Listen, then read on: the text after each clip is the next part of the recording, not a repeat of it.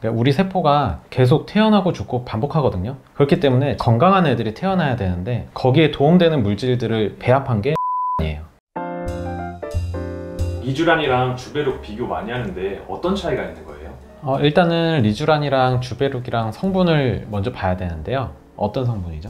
리쥬란 같은 경우는 이제 연어 정수에서 추출한 물질이에요. PN이라고 하는데 이제 폴리리보뉴클레오타이드, 헥산이라고 하죠. 세포 전달에 영향을 끼치는 그런 구성 성분인데 이제 피부 내에 들어가서 여러 가지 콜라겐이라든지 피부 조직, 엘라스틴 이런 것들을 합성을 도와줘요. 그래서 수복, 재생 이런 효과를 나타내요. 수분감도 개선되고 재생 효과가 있는 그런 성분이라고 할 수 있어요. 저는 뭐라고 환자분한테 설명드리냐면은 PN 성분이잖아요. 그러니까 우리 세포가 지금에도 계속 태어나고 죽고 반복하거든요. 그렇기 때문에 건강한 애들이 태어나야 되는데 거기에 도움되는 물질들을 배합한 게 리쥬란이에요.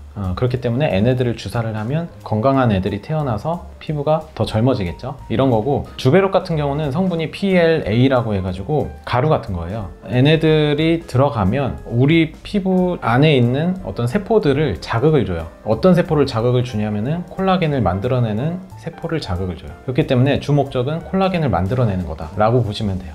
주베룩 같은 경우는 요새 저도 많이 쓰고 있는데 기존에 이제 스컬트라라는 제품이 있었어요. 그렇죠? 이게 PLLA인데 이제 주베룩 같은 경우는 이 PLA 성분에 PDLLA, L형과 D형이 두 개가 서로 이제 섞여 있어가지고 조금 더 안정적으로, 그래서 진피내 주사가 가능해졌거든요.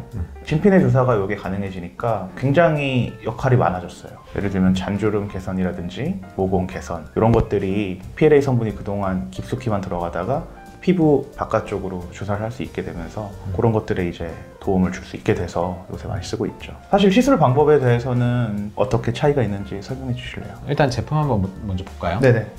이게 이제 리쥬란이고, 네. 리쥬란 같은 경우는 이런 식으로 돼 있어요. 그래서 주사기 안에 채워져 있죠. 그래서 이 상태로 바늘을 결합해 가지고 피부 안에다가 주사를 하면 돼요. 한 땀 한 땀 이런 거고, 주베룩 같은 경우는 이렇게 보시면은 가루로 돼 있어요. 그래서 여기에다가 액체를 넣어서 다시 뽑아서 그걸 주사를 하는 거예요. 결국에 우리 피부 안에 들어가는 액체는 흡수가 되고 가루만 남겠죠. 직후에는 조금 부어 보일 수 있는데 액체가 흡수되고 나서는 처음과 같이 돌아오고, 그 가루가 작용을 하면서 한 시간이 지나면, 대개는 한 몇 주 정도 지나면 피부에 탄력이 생기는 이런 과정을 거쳐요. 그리고 둘 다 아까 설명했지만 진피 내에 들어가는 제품이에요. 진피대에 들어가기 때문에 시술 받을 때 왜 우리 흔히 엠보싱이라고 하죠. 그렇게 엠보싱처럼 이렇게 주사 바늘 자국이 올라와야지 사실 제대로 된 위치, 진피층에 들어갔다고 볼 수가 있는 거죠. 그럼 주로 어떤 환자분들한테 리쥬란을 권하고 주베룩을 좀 권하세요? 리쥬란은 PN 성분이고 재생에 도움이 되기 때문에 좀 피부가 민감해요. 건조해요. 이런 분들한테 저는 주로 많이 권해요. 그리고 되게 오래됐잖아요. 그러니까 일종의 스테디셀러예요. 나는 피부에 뭐 하고 싶은데 뭐 하면 좋을까요? 리쥬란 하시면 돼요.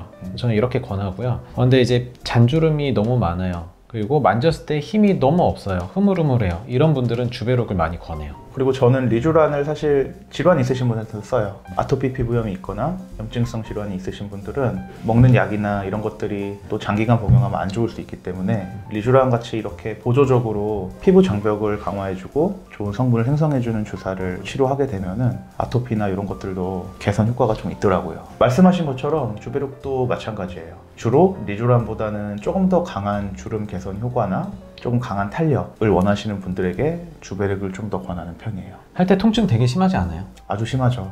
맞아보셨죠? 리쥬란. 네. 정말 피부과 내에서 받을 수 있는 시술 중에 굉장히 아픈 시술인 것 같아요. 특히나 리쥬란이 이제 분자량이 커서 통증이 큰 것 같고, 다른 스킨 부스터들은 리쥬란보다는 덜 아픈 것들이 그래도 많은 것 같아요. 통증을 줄이려면 어떻게 해야 될까요?